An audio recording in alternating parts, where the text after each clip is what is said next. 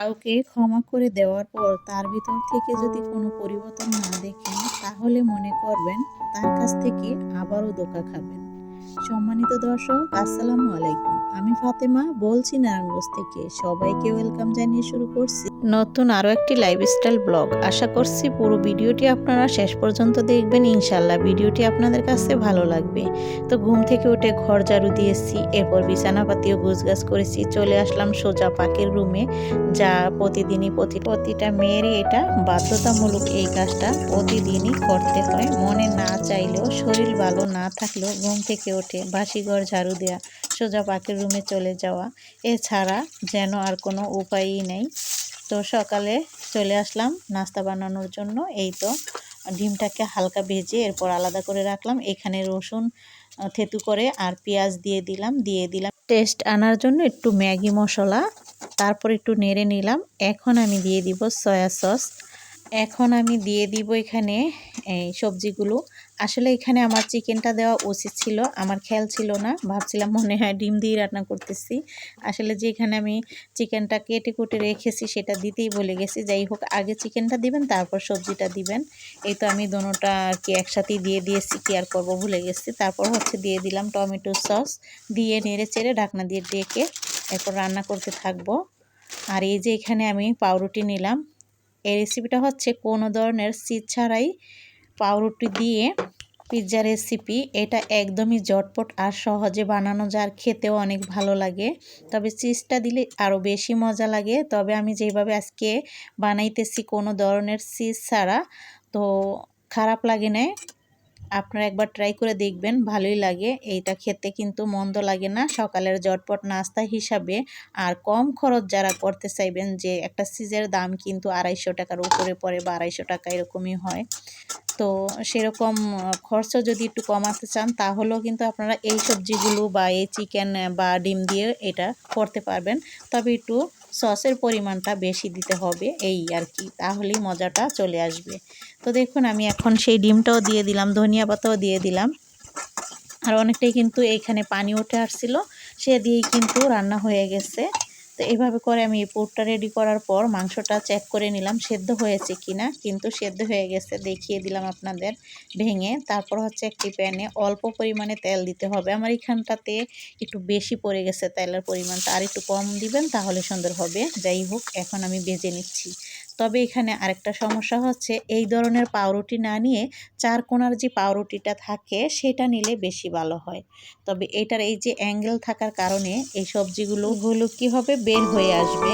তো এই জন্য বের হয়ে যাইতে চায়, মিলে না বিষয়টা। তো এই জন্য বলছি যে 4 কোণা টাইপেরটা যদি আপনারা নেন, তাহলে সুন্দর মতো কিন্তু এই যে এখানে যে আমরা পুরটা ভরি সেটা থাকে। তো ভাজতে ভাজতে কিন্তু আমি এটা একটু বেশি হয়ে গেছে। তো এভাবে করে সব কয়টা ভেজে নিয়েছি। আমরা বাসায় 5 জন, 5 জনের জন্যই কিন্তু রেডি করেছি। 10 পিস লাগছে 5 জনের জন্য রেডি করতে। তো এই তো আমি এগুলো রেডি করতে করতে আপনাদের ভাইয়া দোকান খুলে দোকান ঝাড়ু দিয়ে চলে আসছে নাস্তা খাওয়ার জন্য, যেহেতু বাসার নিচেই তার দোকানটা। তো এই যে ইয়ামিন আবার পরীক্ষা দিয়ে চলে আসছে। তো এর ভিতরে আমরা 2 জন নাস্তা করে নিলাম। আপনাদের ভাইয়া আবারও চলে আসছে, এই বাজার নিয়ে আসছে আর কি। তো এই যে এখানে অনেকগুলোই মোরগ নিয়ে আসছে। তো আমি এখন সেগুলোকে কেটে নিব, কাটার জন্য বসছি। শারমিনও অলরেডি এসে পড়েছে। শারমিন থালাবাটি ধুইতেছে, ওর যে কাজগুলো আছে সেগুলো পরে। আমি কিন্তু ওদের দিয়ে এগুলো কাটাই না, যদি গুঁড়া মাছ টাছ থাকে তাহলে কাটাই। বড় মাছ, তারপর মোরগ টোরগ এসব আমিই কাটি, কারণ এসব ওদের দিয়ে আমি কাটাই না। তারপরে এক পটলা এগুলোর যে চামড়া, সেগুলো পাক, তারপর চামড়া, এগুলো ওর জন্য নিয়ে আসছে। এই যে ওকে দিয়ে দিচ্ছি, সাথে গলা, তারপর খাঁচাও দিয়ে দিলাম। এই তো, আর বাকিটুকু আমি এখন পোটলা করে রেখে দিব। আর ওই যে পা নিলাম, কলিজা নিলাম, এসব দিয়ে ছোলা বুটের যে ডাল সেটা দিয়ে রান্না করব। ওই রেসিপিটা আমার ছেলে খেতে অনেক পছন্দ করে।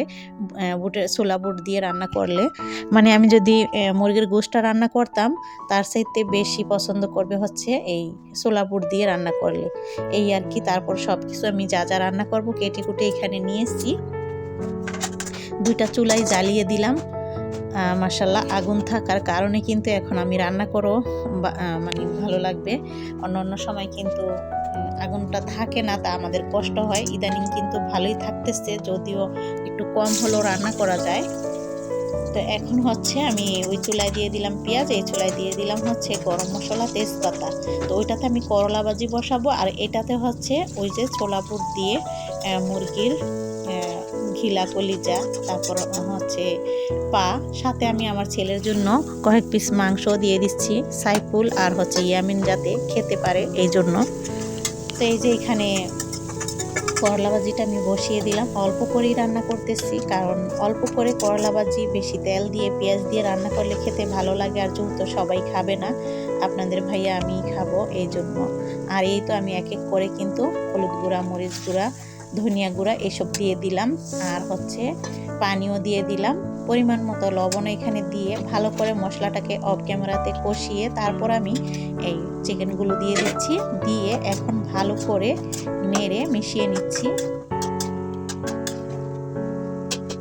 এখন ঢাকনা দিয়ে ডেকে কষাতে থাকবো। আর এই পাশে হচ্ছে এই যে অ্যাকোরিয়াম যে আছে মাছের, তো এই মাছের পানিগুলো হচ্ছে চেঞ্জ করবে, এই জন্য এই দুইটা মাছকে আলাদা করে রেখে পানিতে রেখে দিল।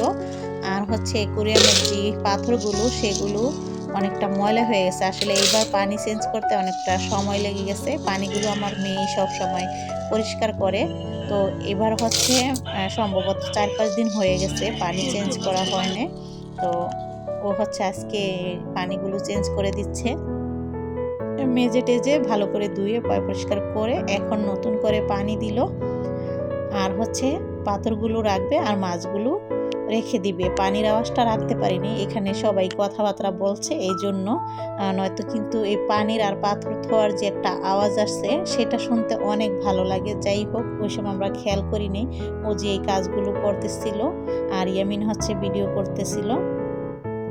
কথা না বললে এই আওয়াজটা রেখে দিলে অনেক ভালো লাগতো। যাই হোক, এই তো আমি চলে আসলাম আমাদের রুমে। তো সকালে তো একবার জেরে নিয়েছিলাম বিছানাপাতি, এখন আমি বিছানাও জেরে নিয়েছি। তারপর হচ্ছে এই যে সোফার এখানে সবাই বসে কিন্তু এলোমেলো করে আছে, এখন আমি প্রথমে সোফা মুছে নিয়ে তারপর হচ্ছে ঝেড়ে দিচ্ছি। তো ভিডিও বড় হয়ে যাবে, যতটা শর্টকাটে করা যায় টেনে দিয়েছি। তো এভাবে করে গুছগাছ করে দিচ্ছি। ওই পাশে শারমিন তো হচ্ছে থালা বাটি ধোয়ার পর কাপড় চোপড় ধুইতে চলে গেছে, সে কাপড় চোপড় ধুইতেছে, এরপর ঘর ঝাড়ু দিয়ে ঘর মুছে নিবে। শারমিনকে যদি আমি বলি যে তুমি আমার ফার্নিচারগুলো মুছে দাও, ও কিন্তু সবই মুছে দেয়, তবে ওর হচ্ছে লেট হয়ে যায়, এমনিতে একটু স্লোভাবে কাজ করে। আর বুঝিনি তো কি বলবো, নিজের কাজ নিজের হাতে করা যেই শান্তি পাবেন সেরকমটা কিন্তু অন্যের হাত দিয়ে করালে সেরকম হবে না। এখন চলে আসলাম সাইফুলের রুমে, সাইফুল সব কিছু এলোমেলো করে রাখছে। ইয়ামিন বলতেছে ভাইয়ার রুম তো আমি গুছাইছিলাম, আর গুছানো লাগবে না। তো যাই হোক, ছেলের রুমটাকেও গুছাতে হবে। ও হচ্ছে আমাকে সকালে বিছানা গুছাইতে দেখছে, ও আবার চলে গেছে, দেন আমি এটা গুছাবো ভাইয়ার রুমটা। মাঝে মাঝে এরকম পাগলামি করে, বিছানা মানে চাদর বিছাইতে লইলে ও আইসা আর কি বিছাইবো, আমাকে উঠাইতে দেখলে তখনও সে চায় আর কি। তো ছোট মানুষ, ওর মন রাখার জন্য দিই, আসলে ও তো আর পারে না বিষয়টা, আর ছেলে মানুষ করতে চাইছে, এটাই অনেক কিছু। তো এই যে আমি এখন হচ্ছে গোশটা ভালো করে কষানোর পর দিয়ে দিলাম সেই ভিজানো ছোলা বুটটাকে এখন দিয়ে কিছুক্ষণ কষিয়ে নিয়েছি অফ ক্যামেরাতে, তারপর আমি ঝোলের পানিটা দিয়েছি, দিয়ে হচ্ছে আমি রান্না করতে থাকবো। আর এই পাশে এই যে ছেলের রুমটা গুছানোর জন্য চলে আসলাম, খাতা তারপর হচ্ছে সব কিছু এলোমেলো করে রাখছে, বিছানাটাকেও টান টান করে বিছিয়ে ঝেড়ে দিলাম। আর এই পাশটাতে ওর বই খাতাগুলো গুছিয়ে নিলাম। আর শারমিনকে বললাম তুমি ওয়ার্ড্রোব আর হচ্ছে খাটটাকে সুন্দর করে মোছা দাও, তো ও হচ্ছে সেটা মোছা দিয়ে এই যে ওয়ার্ড্রোব, এই রুমে আবার এসে আর কি ওয়ার্ড্রোবের উপরে ধুলা পড়ে আছে, প্রতিদিনই ধুলা পড়ে, কি বলবো ধুলার কথা। আর তো এই তো ধুলাবালিগুলো পরিষ্কার করে নিল, মেয়ে আবার এখানে বসে পড়তেছিল, তো ওদেরকে আর কি উঠিয়ে দিয়েছি যে ঘর পরিষ্কার করতেছে, তোমরা সরো। আর এই তো ধনিয়া পাতা দিয়ে দিলাম, ভাজা জিরা গুঁড়াটা দিয়ে এখন কিন্তু নামিয়ে নিব। তো শারমিন কিন্তু ঘর মোছা শুরু করে দিল। এই যে বুড়ি এভাবে করে ঘর মোছে, তো এই জন্য আমরা হাসাহাসি করতেছিলাম। তো ঘর মোছার সময় ওইভাবে বসে ঘর মুছতে পারে না। খাওয়া দাওয়া শেষ করার পর আবার চলে আসলাম থালাবাটি ধোয়ার জন্য। খাওয়া দাওয়া শেষ করে থালাবাটি ধুয়ে এরপর হচ্ছে একটুখানি রেস্ট নিব, আর হচ্ছে আপুদের ভিডিও দেখব, আপুদের কমেন্ট করব। এই হচ্ছে আমার কাজ। এরপর সেলাই কাজ করার জন্য বসতে হয়। আসলে এত ছোট দিন বসতেই পারি না সেলাই কাজ করার জন্য, একদমই দিন চলে যায়। একটুখানি আপুদের ভিডিও দেখি, কমেন্ট করি, এর ভিতরেই আবারও আসরের আজান দিয়ে দেয়, নামাজ পড়তে হয়, চা করতে হয়। তারপরে সেইটা করার পরে আবার হচ্ছে এই কি দিয়ে জানি চলে যায় সময়, তখন আবার মাগরিবের সময় হয়ে যায়। তো এইভাবে করে খাওয়া দাওয়া আর হচ্ছে কাজ কাম এই নিয়ে সারাদিন কেটে গেল আমাদের। তো আসরের নামাজ পড়ে তো চা খাওয়া হলো, আর এই তো এরপর আবার এটা মাগরিবের সময় খাওয়া হলো। আজকের মতো ভিডিওটি এখানেই শেষ করছি। সবাই ভালো থাকবেন, সুস্থ থাকবেন, আবারও দেখা হবে। আল্লাহ হাফেজ।